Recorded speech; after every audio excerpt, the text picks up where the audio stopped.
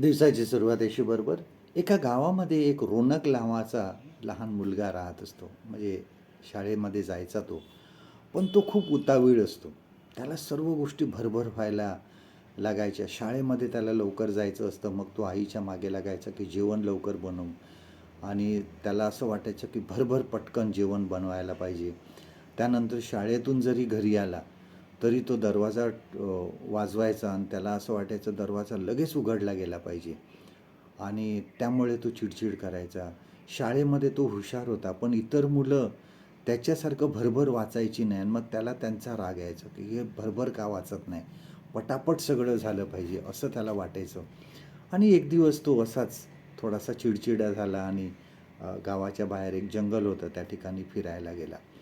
आणि फिरत असताना त्याला एक वयस्कर साधू त्या ठिकाणी एका दगडावर बसलेला दिसला आणि तो काठीनी काहीतरी खणत होता. आणि रोनकने जाऊन त्याला विचारलं की तुम्ही काय करता. आणि त्या साधूने सांगितलं मी एक खड्डा खणत आहे आणि ह्या ठिकाणी वेळ पुरत आहे.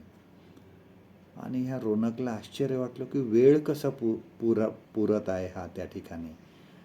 आणि त्याला थोडं आश्चर्य वाटलं. तर म्हणे वेळ कसा तुम्ही पुरणार. तर म्हणे तुला बघायचं आहे का. मग त्या साधूनी त्याला रोनकला एक बी दिली, फळाची एक बी दिली, ती सुकलेली. आणि ती सांगितलं जाऊन तुझ्या घरी एका कुंडीमध्ये ही लाव.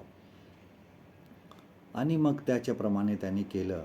आणि रोनक तो रोज पाणी घालायचा आणि रोज बघायचा. त्याला असं वाटायचं की पटकन रोप आलं पाहिजे, पटकन हे झाड झालं पाहिजे. आणि काही काही काही दिवस गेले पण ते काय झाड येत नव्हतं, त्याच्यातून रोप येत नव्हतं. आणि मग परत तो चिडचिड करायला लागला. परंतु हळूहळू तो त्या ठिकाणी बघत राहिला आणि आपोआप त्याचा स्वभाव हा शांत होत गेला. आणि तो मग कोणाशी बोलायचा नाही, शांत राहायचा. आणि काही दिवसांनी, बऱ्याच दिवसांनी त्यांनी सहज एकदा खिडकीतून बघितलं तर त्या कुंडीमधून एक रोप बाहेर येत होतं. आणि त्याला खूप आनंद झाला. आणि त्याने ते कुंडी उचलली आणि तो गावाबाहेर त्या साधूला भेटायला गेला आणि त्यांनी दाखवलं की हे बघा, हे रोप आलेलं आहे. साधूंनी सांगितलं की आपल्या जीवनामध्ये सुद्धा असंच आहे. सर्व गोष्टी ह्या ज्या आहेत ह्या वेळेवर होतात. त्यांच्या वेळेनुसारच त्या होणार आहेत. बी लावलं म्हणजे ते लगेच होणार नाही. त्याला काही काळ जावा लागतो आणि मगच त्याच्यातून ते बी येणार आहे. आता हे जे रोप आलेलं आहे ते तू जमिनीत लाव, त्याला फळं येतील, ते मोठे होईल, पण त्याला अजून वेळ लागणार आहे. काही वर्ष जातील आणि मग त्याला फळ येईल. म्हणजे जे काही आपल्या आयुष्यामध्ये घडतं ते वेळेनुसारच घडतं. प्रत्येकाची वेळ ही ठरलेली असते. आपल्या जीवनामध्ये सुद्धा आपण असंच बऱ्याच वेळेस करतो की आपल्याला वाटतं सर्व काही गोष्टी लगेच का होत नाही.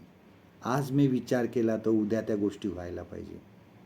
आज मी देवाचं हे काम करायचा विचार केला की उद्या ते झालंच पाहिजे. असा बऱ्याच वेळेस मी विचार करतो. परंतु सर्व काही गोष्टी देवाच्या वेळेनुसार आणि त्याच्या इच्छेप्रमाणे होत असतात. धीर धरा. परमेश्वर जो आहे हा सर्व गोष्टी त्याच्या वेळेनुसार आणि आपल्या गरजेनुसारच देत असतो. आजचं देवाचं वचन आपल्यासाठी हे आहे. स्तोत्रसंहिता 37 आणि 7वं वचन, साम 37 अँड वर्स 7. परमेश्वराच्या अधीन होऊन स्वस्थ राहा, त्याची प्रतीक्षा शांतपणे करून राहा. परमेश्वर करो आजचा दिवस तुमचा आशीर्वादित करो.